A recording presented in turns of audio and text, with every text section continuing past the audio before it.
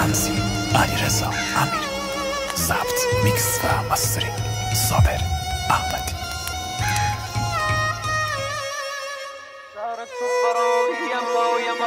سرت تو فراریم سایم با تیر میزنم لالا جان گریه نکن حتی اگه دارم زدن دومت کفن بخبر امشو بیا کنارم با گل سرخی میاید من سرم مزارم من تک و تنها بودم کسی نوم دور ورم محبتی نیدم با هم نود بالا سرم مال تو که خوبه حال من ماشوبه تو که عاشق نیستی حرف آدم مدروغه تو که عاشق نیستی حرف آدم مدروغه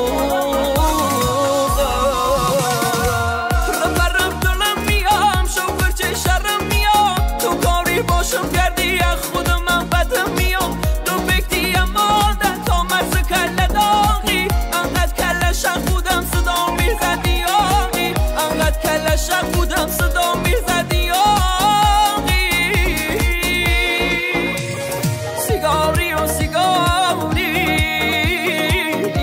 یادگاری هر جا میرم باشم یابده های جوانی شرمنده دم جوانی برای زندگانی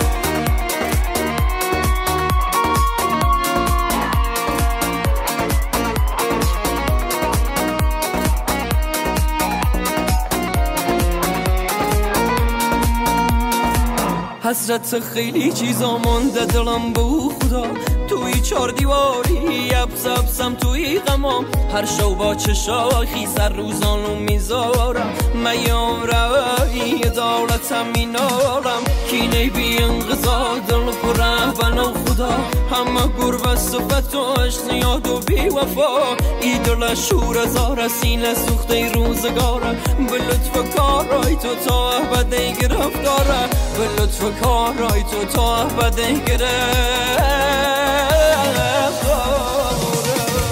من خراول شیرم بچی خودم پایینم ای من رفتی بازم مرگ میچینم هر شوی بیرونم پرسه زدن تو کوچکان یه جوانه آسو با زنگوش نمای ملدام یه جوانه آسو با زنگوش نمای ملدام